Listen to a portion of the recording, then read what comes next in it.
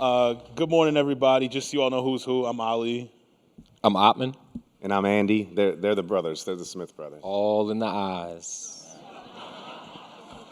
And we're going to start off with a practice. It's really good at kind of boosting your own energy up and then the energy of a room up. So I guess we're going to start off. Y'all can sit, move to the edge of your seat, have your feet grounded, have your back, neck, and head aligned. And I invite you all to close your eyes. And we're going to start off by taking a couple deep breaths together. In and out through our nose. So everyone inhale long, slow, and deep. In through your nose, filling your stomach up with air. And exhale, push all that air out. Push it all out. Inhale deep again. Long, slow, deep breath through your nose, filling your stomach up with air. And exhale, push all that air out. Push it all out. Inhale deep one more time. Long, slow, deep breath. Filling your stomach up with air like it's a balloon. And exhale, push all that air out. Push it all out. Now you all can just breathe on your own at a nice natural pace. Don't put any effort into it. Just make sure you're breathing in and out through your nose. And what we're going to do is we're going to try to withdraw our senses to a thumb-sized light at our heart center that looks like a star in the midnight sky. They say that's the cave of your heart, the seat of yourself, the seat of Brahman. They say that's where your true self is. So that's all we're going to focus on is seeing that light, that thumb-sized light at our heart center. Looks like a star in the midnight sky in the cave of our hearts. And don't pay attention to anything on the outside of you. Don't pay attention to your clothes on your body or how your bottom feels on your chair.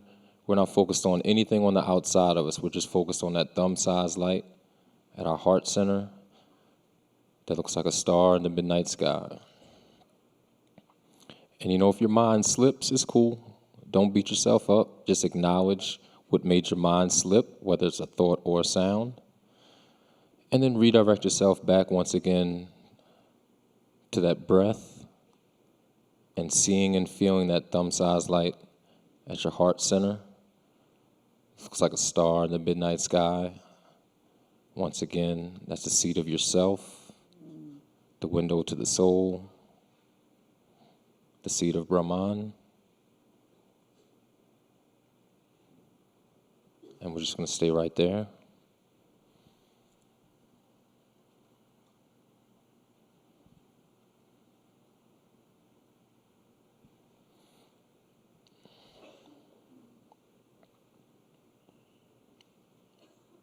All right. And what we're going to do on the count of 3 is we're going to say, I love you to your true self. That thumb-sized light that looks like a star in the midnight sky. And we're going to say it out loud together. So on the count of 3, I want everyone to say, I love you to your true self. 1, 2, 3. I love you. All right. All right, next thing, I invite you all to open your eyes. And if you all could pair up, find a neighbor next to you. This is the great part because sometimes you gotta look at a stranger.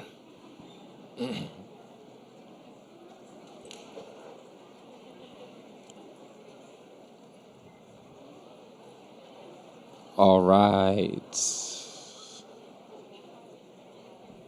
Y'all have lots of pressure. You guys have to hurry up and find your partners.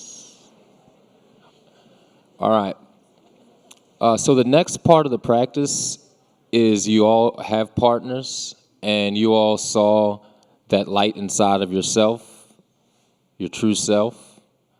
And what you're going to do is you're going to see the physical representation of your partner, but you're going to go beyond that physical representation and see the same light that you saw in yourself inside your partner. And this is where it gets good. You're going to tell your partner, and you're going to say, look at that true self of your partner and tell them that you love them. And say it like Yeah. you mean it. All right, like you really mean it. All right? So on the count of 3, you're going to see that same light that you saw in yourself, in your partner, and tell them that you love them. 1, 2, 3. I love you. That felt good, didn't it? All right. The last part of the practice, Still more. There's still more. if everyone could, if y'all could just kind of like stand up and kind of like position yourself where you can see the majority of the people in the room. And, we're just going to follow the same scheme. That same light that we saw in ourselves, that same light that we saw in our partners, we're going to see in everyone in the room around us. That unity within diversity, that oneness within us all. And we're going to tell everyone, I love you. And we're going to scream it too. You better say it like you mean it. Yeah. All right? So 1, 2, 3. I love you. All right. All right, thank you. All right.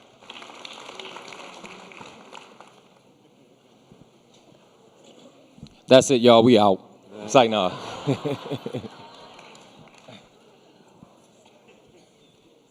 All right. So a lot of the work that we've been doing with the Holistic Life Foundation has started around and kind of based upon us just going out and doing stuff. A lot of times it's got us into trouble because we didn't really know what we were doing or why we were doing it, but we just knew it was the right thing, so we went out and did it. I mean, there's definitely been certain times where, like I remember there was a huge like fight going on in the center of our neighborhood, and we jumped in the middle of it, and we didn't, Sometimes it's not the best thing to do. Sometimes you got to think a little bit before you act, but if you care, you might not come from that place. You might just act on it. And we've done that a lot. We started the Holistic Life Foundation. I guess the seeds were planted when Atman and I were little kids and our parents were into yoga and meditation and being vegan. And this is like early 80s, so it wasn't cool back then, but now it's pretty cool now. So everyone knows about it. But we practiced meditation and yoga and all these different things as kids, and we had a lot of these things around us that our friends didn't have, and we noticed that we felt a certain way when we had our practice and that base. We lost it and we got back into it after we met Andy at college, hanging out and partying as college kids do. We met Andy. I went to class too. It always comes out a little weird when he says it that way. So I never saw him in a class, but so we started looking at the world. We tell people this and they think we're full of crap, but our partying turned into a book club. Like literally turned into a book club. We would sit, we would read, and we would study, and we noticed that the world was a pretty I don't know. It just no one seemed to care about anyone. There was a lot of suffering. No one seemed to be doing anything. No one seemed to care about the other people around them. And we were searching for answers. Our answers led us to more questions and even more questions. And the final place we ended up was our own inner journey. Like the answers were inside of us somewhere. We just had to figure out how to tap into them. We got back into our yoga practice heavily, like really heavily at that point. I tell people we lived like hermits, but there were 3 of us, so we technically couldn't be hermits.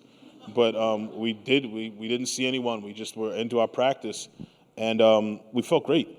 This is a time around 9/11 where there were terror alerts on TV, and everybody was stressed out, and people would constantly ask us like, "Why are you guys so happy?" And we were dead broke too, mind you. But we were the happiest broke people you probably ever met. We didn't. We didn't go out. We were just like going inward within ourselves. We feel like that was a better journey than kind of going out and doing a lot of stuff. We ended up realizing that we had to share this with as many people as possible. And that was what we started doing. Like we didn't have any experience working with other people. We had never taught a class. We never taught anyone meditation before. But we knew that actually we had promised our teacher that we would go, the guy that, me and Atman's godfather, our teacher, that we would go and he said there were 2 stipulations on him teaching us. One was about us getting up in the morning and practicing with him. The other one was that we had to promise to be teachers. So we decided that's what we're going to start doing. We're just going to start teaching people. And the more we taught, the more we wanted to teach other people. So we figured like, well, if it's worked with 15 kids in an elementary school, maybe it'll work in drug treatment centers, or maybe it'll work at homeless shelters. So we just started teaching as many people as we could all over the place. And I think that's what people need to do more of. You know what I mean? Like whatever your heart's pushing you to do, go do it. You don't have to sit around and wait. You don't have to wait for the time to be right. There's no better time than the present. And I feel like a lot of people leave here full of energy and life and hope and inspiration. But don't be afraid to let that hope and inspiration shine in your community wherever you are. Like go out and do whatever you can to make your change in the world and be that change that you want to see and help as many people as possible, because all of us making a change in some way in the people around our lives and in our own lives is how we're really going to start to make change on a global level.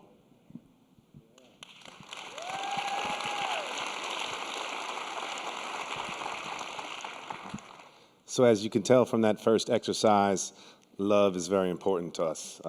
We always say love is the most powerful force in the universe, and sometimes we make jokes that a lot of the work that we're doing, we're creating love zombies. We're getting people to get infected with love, and they go around, they keep spreading the love, and ideally, hopefully, we'll just infect everyone and just minus all the eating people and stuff like that, just be love zombies, right? So I think in particular now, in the state of our nation and what's going on, there's a lot of people who are scared, worried about what's going on.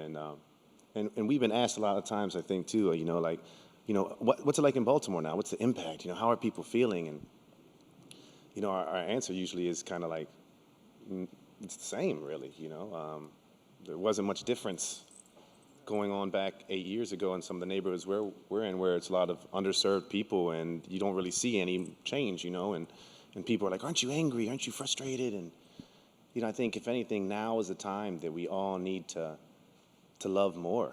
And there's so many people out there that we may not agree with. We may not have the same opinions.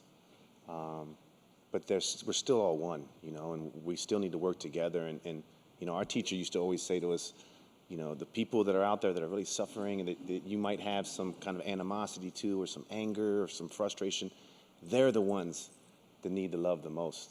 We were just backstage talking about how Ram Dass had Mr. 45 on his altar, and he's giving him extra love. And that's what we need to do. We really need to go out there and just spread love. And a concept that really resonated with me, and I would say all of us, that our teacher used to talk about, and I loved it so much, and I share it with the youth, I share it with adults all the time, is the idea of respect. And he'd break the word down. He would say re and spect. So re, like to do again, and spect, like spectacles, to look. So he would say the real meaning of respect is to look again. So similar to the exercise we did that Atman was talking about, you look at individuals and you see them. But when you look again, you see that inner light within them, the inner light that is all of us, the unity between all of us, and you love them. And he would take it beyond that, beyond people. He would tell us to do it with TV screens and glasses and animals and cups and this flower, this table, everything, to look, but then to look again and to spread love. And when we come here to Wisdom, and super thanks to Soren for putting this together, people always say, how are you doing? And it's like a family reunion, we always say, because the love in here is so powerful. And I think just to build on what Ali said, that when we leave here, to take this feeling of love and passion and empathy that's all balled up, and it's like we got this huge ball of energy, to make sure we use it, and to not just sit down and watch and complain and point at the TV and yell and get frustrated, but to make a change, make a difference, go out there and love. Because together, that's how we're going to make the world a better place.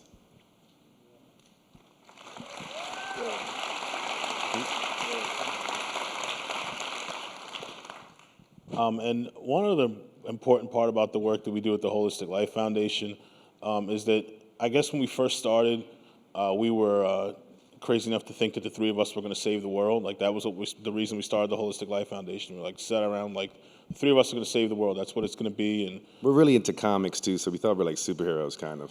Yeah, but I mean that was what we thought we were going to do. And then I'd say very early into it, we saw that the three of us couldn't really make a huge change at all. I mean, we could change a few things, but three people aren't going to change the entire planet or save anyone. And I think we started to realize that we weren't here to save anyone. We were here to help people help themselves. So our whole thing was we were giving people skills to help themselves. My son was younger. He's 10 now. My oldest son's 10 now, but when he was younger, he would ask me, like, Daddy, what do you do? Like, you seem to love work. And I'd be like, well, I teach people to help themselves, like through the practice, through meditation and breath work and being centered and connecting with themselves. So I think a big part of what we do is our reciprocal teaching models. We turn every single person we work with into a teacher, whether it's a 3-year-old in pre-K or a 40-year-old at a drug treatment center. We turn them all into teachers so that they can share the practice with these people as they know. So they know how to use it, when to use it, why it's practical.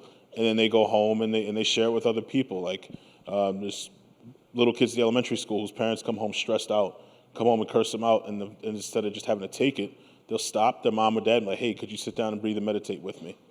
And they'll help calm them down. Or like there's a lady that we taught at a drug treatment center whose son was suffering with asthma, and she taught him a few breathing exercises that were helping him to kind of relieve his suffering from the asthma. So just making a change and making people teachers and empowering them with the practices are what you do to kind of make a bigger change. There's a lot that's been going around online with the whole deterring suspension in the meditation program that we're doing in Baltimore at a couple schools. And that's all about empowerment too. Like we want to take people's opportunities that were punitive for them in the first place and make them empowering so that people knew that they were in control and they did have the power to kind of get themselves back to center. So instead of a kid wilding out in class, and not because of behavior issue, usually because of some trauma that they've gone through, and it may be seen as a behavior issue and they do something bad in class, but instead of suspending them and sending them back home to the environment where all these things are coming from, why not send them someplace where they can learn to center themselves and get themselves back together? And it's been working wonders. I mean, the schools are getting good numbers as far as suspensions and all the numbers that principals and school districts worry about. But you walk into those schools and they feel like stiller, calmer, more peaceful places, which is beautiful. Like you walk in the door and it feels a lot different. And that's what we care about. I mean, like as nonprofit people, we have to care about the numbers, but as human beings, we care about how these kids feel and how the school feels, an environment where they should feel safe and nurtured and being able to express themselves in a lot of different ways. So yeah, empowerment's key for us.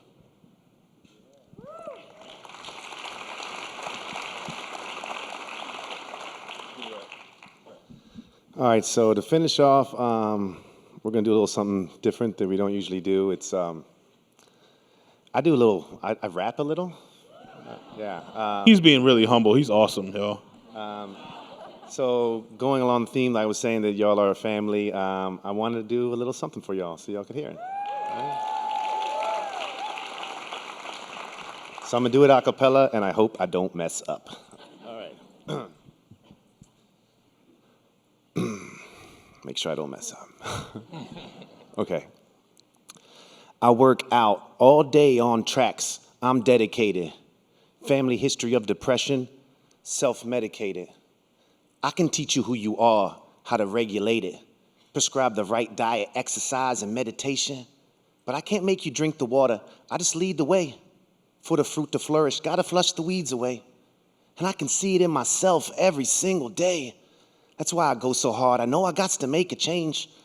But the education system keep the lies ingrained. Along with the media, it's hard to find your way. I know what it is, the same time I want to play. To the point where, for real, what you gonna say? Used to be worried about what other people thought. But LOVE, that's all that for the people talk. If you want someone to answer, you just gotta knock. The truth is priceless. It's something that can't be bought. Love is almighty. Everything's within you. Everyone's a champion, but act like they contenders. Me, I'm just you. I wish that you remember. I guess that's what I'm here for. Bring us back to center. Staring at the chakras, honorary doctor. Look at what you made me. Now I'm just a monster. Married to Vedanta, my movement are asanas. Practice pranayama, I do it for my mama. Don't do it for the karma. I ain't seeking rewards. War don't change nothing, pen stronger than the sword. I go with the flow, natural, can't be forced. A leaf on the water, still one with the source. The current guides me. Nothing can surprise me. Can't believe the way I look, so they always try me. Blind them like a high beam, the way my light is shining. Be giving extra love to the ones that treat me grimy. Breathing next to pine trees. Fingers always forming mudras. Try living instead of tweeting it on computers. My holy science got me off of years onto Yu-Gi-Ohs. I'm trying to make it so there's only winners, never losers. Love is almighty. Everything's within ya. Everyone's a champion, but act like they contenders. Me, I'm just you. I wish that you remember. Guess that's what I'm here for. Bring us back to center. Thank you.